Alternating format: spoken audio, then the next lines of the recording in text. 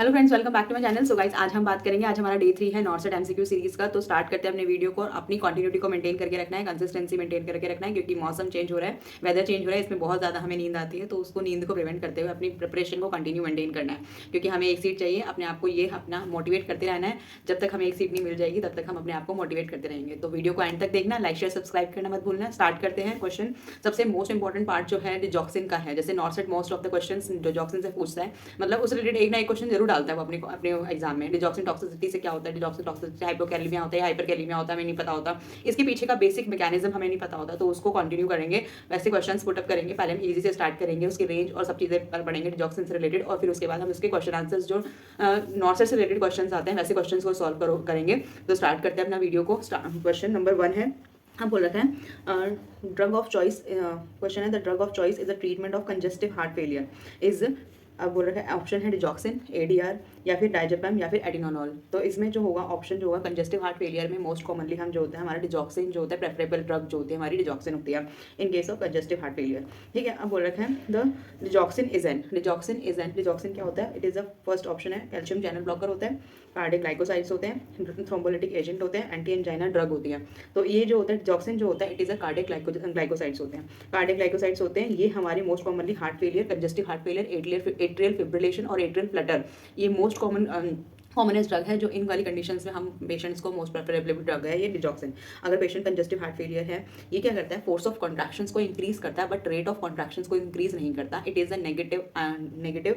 Negative क्रोनोट्रॉप्स होते हैं, negative ही ड्रोमोट्रॉप्स होते हैं, लेकिन पॉजिटिव आइनोट्रॉप्स होते हैं। ठीक है, पॉजिटिव ही आइनोट्रॉप्स होते हैं। तो ये सारी कंडीशंस आपको याद करनी पड़ेगी। एक तो मैंने बताया कि डिजॉक्सिन किस में यूज करते हैं, कंजेस्टिव हार्ट फेलियर में यूज करते हैं, और इसके साथ साथ आपको पता है इन चीज़ों से अगर आपने नोट्स भी बना रखे हैं, नोट्स में आपने पढ़ा होगा, तो आपको वो चीज़ करने की जरूरत नहीं है। लेकिन आप क्वेश्चन आंसर सॉल्व करें तो उससे आपको ना क्वेश्चन आंसर से न्यू लर्निंग होती रहती है, न्यू पॉइंट्स मिलते हैं आपको जब हम क्वेश्चन आंसर सॉल्व करते हैं। तो आपको क्या करना है, जब भी आपको कुछ नई चीज़ मिलती है, क्वेश्चन आंसर जब आप सॉल्व करते हो, एमसीक्यू सॉल्व करते हो, तो आपको जो भी कोई नए पॉइंट्स, नए हाईलाइट्स मिलते हैं ना, तो उनको एक जगह लिख लो, पॉइंट्स बना के लिख लो, ताकि जब भी आप उन क्वेश्चंस को दोबारा सॉल्व करो या रिवाइज करो तो फिर आप देखो कि अच्छा ऐसे क्वेश्चंस पढ़े थे, मेरे को ये पॉइंट याद है। तो ये चीज़ें क्या होती है, यहाँ से हम न्यू लर्निंग, ऐसे आपको क्वेश्चन आंसर्स को टैकल करना है, ऐसे आपको न्यू लर्निंग पता चलेगी कि आपने नए क्वेश्चन सॉल्व करे तो उसमें मेरे को क्या चीज़ नहीं मिली। ठीक है, जो मेरे नोट्स में हटके है तो फिर वहाँ पर आपने हाईलाइट्स बना के लिख लिया, अपने नोट्स में ऐड कर दो, या तो आप अपने एमसीक्यू जो भी बुक है जिसमें भी कर रहे हो तो उसको स्टार मार्क कर दो कि ये क्वेश्चन मोस्ट इंपॉर्टेंट है और ये आपको थोड़ा कुछ नया लगा। ठीक है, तो ऐसे ही अब नेक्स्ट क्वेश्चन में क्वेश्चन है all of the following statement are the correct about the digoxin accept.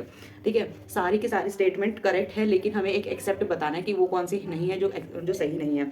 It has a positive inotropes, negative chronotropes, positive inotropes, negative chronotropes effect. ठीक है, हमें पता है जो डिजॉक्सिन होता है वो हमारा क्या होता है, पॉजिटिव आइनोट्रॉप्स होते हैं, नेगेटिव क्रोनोट्रॉप्स होते हैं और नेगेटिव ही ड्रोमोट्रॉप्स होते हैं। यानी कि 3 कंडीशन देखने को मिलती है इसमें, पॉजिटिव आइनोट्रॉप्स होते हैं, नेगेटिव ड्रोमोट्रॉप्स होते हैं और नेगेटिव ही हमारे क्रोनोट्रॉप्स होते हैं। तो ये ड्रोमोट्रॉप्स, क्रोमोट्रॉप्स क्या है, ये आइनोट्रॉप्स। ठीक है, इन चीज़ों के बारे में मैं अच्छे से एक्सप्लेन करूंगी। अभी एक क्वेश्चन आएगा उसमें मैं अच्छे से एक्सप्लेन करूंगी। तो उसमें अभी ये याद करो, डिजॉक्सिन जो होता है 3 चीज़ें, डिजॉक्सिन सर्कल बनाओ, डिजॉक्सिन से रिलेटेड आपको जो भी न्यू इन्फॉर्मेशन मिल रही है उसको क्या कर लो, लिख लो अपने नोट्स में। ठीक है, जो डिजॉक्सिन होता है वो हमारा क्या होता है, पॉजिटिव आइनोट्रॉप्स होते हैं, नेगेटिव क्रोनोट्रॉप्स होते हैं, नेगेटिव ही हमारे ड्रोमोट्रॉप्स होते हैं। ठीक है, ये 3 चीज़ें कंडीशन आपने याद रखनी है। और क्या होते हैं, कार्डिक ग्लाइकोसाइड्स होते हैं, और इसके साथ साथ डिजॉक्सिन जो होते हैं हमारे क्या होते हैं, कंजेस्टिव हार्ट फेलियर में मोस्ट कॉमन प्रेफरेबल ड्रग जो होती है एट्रियल फिब्रिलेशन, एट्रियल फ्लटर, और हमारे कंजेस्टिव हार्ट फेलियर में ये मोस्ट कॉमनेस्ट ड्रग है जो हमारी डिजॉक्सिन यूज़ करते हैं। मैंने 4 चीज़ें आपको बताई और 4 चीज़ों को अच्छे से हाईलाइट कर लेना अपने जो नोट्स में, अपने लिख लेना, जहाँ रेड पेन से कर लेना या फिर आप जो भी पेन ही हाईलाइटर यूज़ करते हैं वैसे यूज़ कर सकते हैं। अब इसमें फर्स्ट ऑप्शन तो ये it has the positive inotropes and the negative chronotropes. ठीक है, withhold the drugs if the patient pulse rate is less than the 60 beats per minute. ठीक है, जब हम क्या कर देते हैं, डिजॉक्सिन को विद होल्ड कर देते हैं जब हमारी पल्स रेट क्या हो जाती है, 60 लेस देन 60 हो जाती है। ठीक है, toxicity can occurs more easily in the presence of hypokalemia. Toxicity कब हो जाती है, in the presence of the hypokalemia. सही बात है, जब हाइपोकैलेमिया कंडीशन होती है। ये क्या होती है हाइपोकैलेमिया कंडीशन, अभी इसका रेट ऑफ मैकेनिज्म बताऊंगी कि कैसे हाइपोकैलेमिया से डिजॉक्सिन टॉक्सिसिटी हो जाती है, और जब डिजॉक्सिन टॉक्सिसिटी हो जाती है that it will lead to the hyperkalemia condition. क्यों? जैसे क्या होता है, डिजॉक्सिन का मैकेनिज्म ऑफ एक्शन क्या होता है, मैं अभी बताती हूँ कि डिजॉक्सिन का जो मैकेनिज्म ऑफ एक्शन क्या होता है, कि ये क्या करता है, ये क्या पोटेशियम चैनल पे ना आके बाइंड कर देता है। जैसे हमारी डिजॉक्सिन थेरेपी अगर चल रही है तो जो हमारा सोडियम पोटेशियम पंप होता है वो क्या करता है, सोडियम बाहर जाता है, पोटेशियम अंदर आता है। ठीक है, तो वहाँ पर क्या होता है, पोटेशियम चैनल पर ही हमारा सोडियम लग जाता है, डिजॉक्सिन लग जाता है। जैसे डिजॉक्सिन एक्ट करता है in case of the sodium पे, तो फिर क्या होता है, हमारा पोटेशियम अंदर रह जाते हैं, पोटेशियम के जो आयंस होते हैं वो सारे के सारे अंदर हो जाते हैं। ठीक है, जब हमारी पोटेशियम लेवल कम, जैसे डिजॉक्सिन ले रहे हैं, डिजॉक्सिन लेते जा रहे हैं तो क्या होता है, जब भी डिजॉक्सिन लेते हैं तो क्या होता है, तो पोटेशियम का बाहर जो होता है आउटसाइड द सेल जो होता है, बाहर जो होता है पोटेशियम का लेवल कम हो जाता है। तो बाहर जब पोटेशियम का लेवल कम हो जाता है तो फिर क्या होता है, वो डिजॉक्सिन क्या हो जाता है, वहाँ पर जाके अटैच हो जाता है। डिजॉक्सिन जैसे अटैच होता है तो फिर क्या होता है, हाइपोकैलेमिक कंडीशन होती है। हाइपोकैलेमिक कंडीशन में डिजॉक्सिन अटैक करता है कहाँ पर, जहाँ पे पोटेशियम पंप लगे हुए हैं। क्योंकि अब जो क्या होता है हाइपोकैलेमिक कंडीशन, वहाँ पर क्या पोटेशियम लेवल कम है, पोटेशियम कम है तो वहाँ पे जाके डिजॉक्सिन आके एक्ट करता है। और जैसे ही एक्ट करता है तो फिर वो क्या करता है, पोटेशियम को अंदर ही स्टोर कर देता है। जैसे ही डिजॉक्सिन बढ़ता जा रहा है तो फिर क्या होता है, अंदर जो होता है पोटेशियम लेवल बढ़ता जा रहा है। तो क्या होता है, अब डिजॉक्सिन इतना ज़्यादा हो गया, डिजॉक्सिन थेरेपी तो ले रहा है, उसके साथ साथ पोटेशियम लेवल अंदर इंक्रीज होता जा रहा है। यानी कि डिजॉक्सिन टॉक्सिसिटी में लीड टू द हाइपरकैलेमिया, और digoxin toxicity initiate can potentiate, यानी कि हाइपोकैलेमिया में पोटेंशिएट द डिजॉक्सिन टॉक्सिसिटी। समझ रहे हो आप, मेरे कहने का मतलब ये है कि आपको सबसे पहले मैकेनिज्म जो होता है सोडियम पोटेशियम पंप का, जो मैकेनिज्म क्या होता है हमारा, कि पोटेशियम अंदर होते हैं और सोडियम बाहर जाते हैं। ठीक है, जैसे हमारा पता चलता है कि पोटेशियम लेवल कम होता है तो डिजॉक्सिन वहां जाके बाइंड हो जाते हैं जहां पर हमारे पोटेशियम चैनल थे। ठीक है, तो वहां पर जाके बाइंड हो जाते हैं। तो अब क्या होता है, अब पोटेशियम लेवल पहले से कम है, जब जैसे पोटेशियम लेवल कम होता है तो that will may lead to the digoxin toxicity, कि हमारा डिजॉक्सिन लेवल बढ़ गया और जैसे ही वो बढ़ता है तो पोटेशियम चैनल को ब्लॉक कर देते हैं वो, और जैसे ही वो ब्लॉक करते हैं तो क्या होता है, पोटेशियम हमारे इनसाइड द सेल रह जाते हैं, और जब इनसाइड द सेल पोटेशियम रह जाते हैं बहुत सारे इंक्रीज हो गए तो that will may lead to the hyperkalemia condition. ठीक है, आपको ये चीज समझनी होगी, कॉन्सेप्ट समझना होगा। जैसे आप कॉन्सेप्ट समझोगे, देखो एक स्टेटमेंट है, इस स्टेटमेंट को बहुत अच्छे से याद कर लेना। ये क्या है, अगर हाइपोकैलेमिया, ये बोल रखा है हाइपोकैलेमिया में potentiate the digoxin toxicity, but जो डिजॉक्सिन टॉक्सिसिटी में लीड टू द हाइपरकैलेमिया। ठीक है, अब इस कंडीशन देखो कि जो हाइपोकैलेमिया पोटेंशिएट, हाइपोकैलेमिया में इतनी एबिलिटी है कि वो डिजॉक्सिन टॉक्सिसिटी कर सकता है, और अगर डिजॉक्सिन टॉक्सिसिटी हो गई तो वो क्या में lead to the hyperkalemia cause कर सकता है। That will be the potassium level को, पोटेशियम लेवल को बढ़ा सकता है, क्योंकि क्या करता है वो ब्लॉक कर देता है चैनल को, पोटेशियम चैनल को ब्लॉक कर देता है, जिसकी वजह से पोटेशियम क्या होता है, बहुत सारे पोटेशियम इनसाइड द चैनल इकट्ठे हो जाते हैं, एक्यूमुलेट हो जाते हैं, that will may lead to the digoxin toxicity cause करते हैं। आई होप कि you understood this kind of the concept, या अगर आपको पता होगा तो ये बहुत अच्छा कॉन्सेप्ट है और इसको समझने में बहुत मजा आता है। और अब इसमें क्वेश्चंस करोगे ना, नेक्स्ट क्वेश्चन है अब इसी में फोर्थ ऑप्शन जो है, the positive inotropes effects will decrease the urine output. जब भी हम पॉजिटिव आइनोट्रॉप्स, हाँ ठीक है, फोर्थ ऑप्शन इज रॉन्ग होगा। क्यों रॉन्ग होगा, अब थर्ड ऑप्शन में बोल रखा था toxicity can occurs more easily in the presence of hypokalemia. अब सही बात है, क्योंकि जब हाइपोकैलेमिया होगा, हाइपोकैलेमिया में पोटेंशिएट द डिजॉक्सिन टॉक्सिसिटी को पोटेंशिएट करता है, यानी कि डिजॉक्सिन टॉक्सिसिटी को कौन करता है, हाइपोकैलेमिया से हमारा डिजॉक्सिन टॉक्सिसिटी में कॉज। ठीक है, अब फोर्थ ऑप्शन बोल रखा है जब भी हमारी पॉजिटिव आइनोट्रॉप्स होते हैं वो क्या करते हैं हमारे, that will decrease the urine output. नहीं, ऐसा नहीं होता, जो हमारे पॉजिटिव आइनोट्रॉप्स होते हैं, जो हमारे डिजॉक्सिन है, वो हमारे क्या करता है, इंक्रीज हमारे यूरिन आउटपुट को इंक्रीज करता है। It may act as a diuresis condition के शो करता है। ठीक है, तो ये वाला जो फोर्थ ऑप्शन होगा इट वुड बी इनकरेक्ट है, that will be the except, यही होगा। अब बोल रखा है normal therapeutic range of the serum digoxin level. Serum digoxin level के नॉर्मल रेंज क्या होते हैं, ये समझ में आया क्वेश्चन, ये वाला क्वेश्चन बहुत इंपॉर्टेंट है, ऐसे क्वेश्चन आ सकते हैं।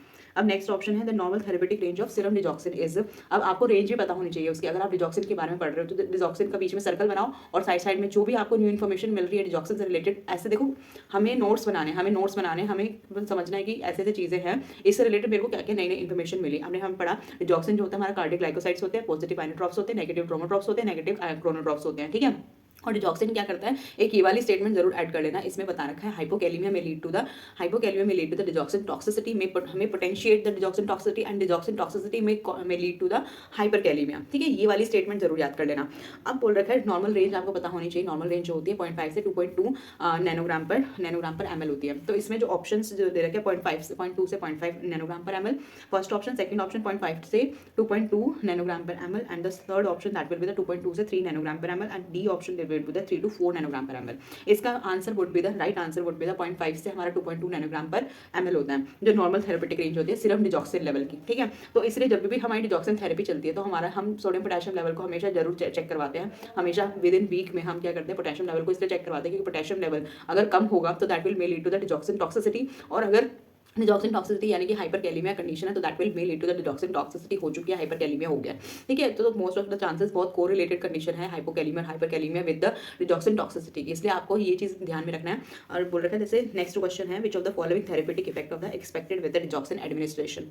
अब इसमें बोल रखा है ऑप्शन है पॉजिटिव ड्रोमोट्रॉप्स होते हैं, नेगेटिव आइनोट्रॉप्स होते हैं, पॉजिटिव क्रोनोट्रॉप्स होते हैं। ऑप्शन ए, ऑप्शन बी है negative dromotropes, positive inotropes and positive chronotropes, and the C option would be the negative dromotropes, positive inotropes and negative chromotropes. ठीक है, क्रोमोट्रॉप्स। अब इसके बाद जो डी ऑप्शन है that is the positive bromotropes, positive inotropes and the negative bromotropes. देखो आपको पता है सबसे पहले आपको पॉजिटिव आइनोट्रॉप्स होते हैं। अब इसमें से फर्स्ट ऑप्शन तो होगा नहीं, लास्ट के जो 3 ऑप्शंस है इसमें सभी में पॉजिटिव आइनोट्रॉप्स हैं। ठीक है, अब उसके बाद बोल रखा है हमें पता है नेगेटिव क्रोनोट्रॉप्स होते हैं, नेगेटिव ही ड्रोमोट्रॉप्स होते हैं। ठीक है, अब ये पता होना चाहिए ड्रोमोट्रॉप्स क्या होते हैं और क्रोनोट्रॉप्स क्या होते हैं और हमारे क्या होते हैं ड्रोमोट्रॉप्स, क्रोनोट्रॉप्स और हमारे आइनोट्रॉप्स क्या होते हैं। सबसे पहले जो हमारे आइनोट्रॉप्स होते हैं वो क्या करते हैं, इंक्रीज द कार्डियक कॉन्ट्रैक्टिलिटी को इंक्रीज करते हैं। That is the positive inotropes का, पॉजिटिव का मतलब इंक्रीज कर रहे हैं, नेगेटिव का मतलब डिक्रीज कर रहे हैं। ठीक है, ये चीज़ समझ में आ गई। अब पॉजिटिव आइनोट्रॉप्स है, आइनोट्रॉप्स का मतलब ये होता है इंक्रीज द कार्डियक कॉन्ट्रैक्टिलिटी को इंक्रीज कर रहे हैं। That will be the condition. अगर नेगेटिव आइनोट्रॉप्स होते हैं तो that will be the decrease the cardiac contractility को डिक्रीज करते हैं। अब इसमें जो हमारा डिजॉक्सिन है, digoxin it is the positive inotropes है। पॉजिटिव आइनोट्रॉप्स का मतलब that will be the increase the हमारी कार्डियक कॉन्ट्रैक्टिलिटी को इंक्रीज करते हैं। That is known as the positive inotropes. And the next है नेगेटिव क्रोनोट्रॉप्स। नेगेटिव क्रोनोट्रॉप्स का मतलब, नेगेटिव का मतलब डिक्रीज करेंगे। ठीक है, नेगेटिव का मतलब डिक्रीज करेंगे और क्रोनोट्रॉप्स का मतलब decrease the heart rate. Heart rate को क्या करेंगे, डिक्रीज करेंगे ये। ठीक है, क्रोनोट्रॉप्स का मतलब हो गया हमारे हार्ट रेट को डिक्रीज करेंगे। आइनोट्रॉप्स का मतलब हो गया हमारा ये इंक्रीज द कार्डियक कॉन्ट्रैक्टिलिटी को इंक्रीज करेंगे। और अगर हमारा ड्रोमोट्रॉप्स है तो यानी कि हमारी कंडक्टिविटी को डिक्रीज करेंगे। ड्रोमोट्रॉप्स का मतलब कंडक्टिविटी को डिक्रीज करेंगे। ठीक है, इस चीज़ का मतलब आप लिख लेना। अगर जो भी 3 ऑप्शन है अगर आपसे पूछेगा तो आपको रटा हुआ तो है, रटा हुआ लेकिन कॉन्सेप्चुअल में रटा हुआ होगा तो अच्छा चीज़ सही से लगेगी। समझना है इस चीज़ों को कि आइनोट्रॉप्स क्या है, ड्रोमोट्रॉप्स क्या है, क्रोनोट्रॉप्स क्या है। ठीक है, I hope you get this point. अब नेक्स्ट क्वेश्चन है विच of the following electrolyte value can potentiate the, can, अब बोल रहे हैं ऑप्शन, क्वेश्चन सुनो देखो, electrolyte value can potentiate the digoxin toxicity. Can potentiate the, जो वो इलेक्ट्रोलाइट वैल्यू बताओ जो क्या करती है, पोटेंशिएट कर सकती है डिजॉक्सिन टॉक्सिसिटी को। यानी कि पोटेंशिएट का मतलब, पोटेंशिएट का मतलब मैंने एक स्टेटमेंट लिखवाई है आपको कि हाइपोकैलेमिया में potentiate the digoxin toxicity and digoxin toxicity में लीड टू द हाइपरकैलेमिया। ठीक है, अब ये स्टेटमेंट को ना अच्छे से याद कर लेना क्योंकि ये क्या करता है, हाइपोकैलेमिया में potentiate the digoxin toxicity and the digoxin toxicity में लीड टू द हाइपरकैलेमिया। ये क्वेश्चन, ये लाइन को ना, स्टेटमेंट को लिख लेना और याद कर लेना, या फिर जो भी है समझ लेना, समझना है तो समझ लेना। जैसे मैंने बताया, समझाने के लिए मैंने बताया कि हाइपोकैलेमिया अगर कंडीशन हो गई, पोटेशियम लेवल कम हो जाते हैं, तो हमारा क्या होता है, डिजॉक्सिन थेरेपी अगर किसी पेशेंट की चल रही है तो हमारा पोटेशियम लेवल खुद से कम हो जाते हैं। जब पोटेशियम लेवल कम होते हैं तो वहीं पे जाके हमारे डिजॉक्सिन अटैक करते हैं, वहीं पे ही बाइंड हो जाते हैं पोटेशियम चैनल पे, वही जिसकी वजह से क्या हो जाता है, हमारे पोटेशियम चैनल की जो वो होती है इनसाइड आउटसाइड जो होती है स्टॉप हो जाती है। तब क्या होता है, डिजॉक्सिन क्या करता है, प्रिवेंट करता है बाहर जो पोटेशियम चैनल, पोटेशियम जा ही नहीं पाते, जिसकी वजह से पोटेशियम एक्यूमुलेट हो जाते हैं विद इन द सेल में, जिसकी वजह से may lead to the hyperkalemia. अगर डिजॉक्सिन बहुत ज़्यादा लेवल बढ़ता जा रहा है डिजॉक्सिन का तो this will may lead to the hyperkalemia condition. In the condition of, अगर हाइपोकैलेमिया कंडीशन है तो डिजॉक्सिन जाके वहाँ पर बाइंड कर जाते हैं जहाँ पर हमारे पोटेशियम चैनल्स हैं, वहाँ जाए बाइंड कर देते हैं, हमारे ब्लॉक कर देते हैं पोटेशियम चैनल्स को। ठीक है, ये चीज़ ध्यान रखना, हाइपोकैलेमिया में potentiate the digoxin toxicity and the digoxin toxicity में लीड टू द हाइपरकैलेमिया। मैं बार बार इस चीज़ को बोल रही हूँ, इस चीज़ को रिटर्न में लिख लेना, अपने नोट्स में लिख लेना, जहाँ से भी आप गो थ्रू हो रहे हो, जहाँ से ये नोट्स है आपके, जो भी आपने एमसीक्यू सॉल्व करे हो वहाँ पर लिख लेना है इसको। ये मोस्ट इंपॉर्टेंट चीज़ है और ये हमेशा क्वेश्चन, एक नया क्वेश्चन जरूर पूछा जाता है डिजॉक्सिन टॉक्सिसिटी रिलेटेड। ठीक है, तो हमने बोल रखा है कैन पोटेंशिएट, अब ऑप्शन में है hypokalemia, hyperkalemia, hypocalcemia and hypercalcaemia.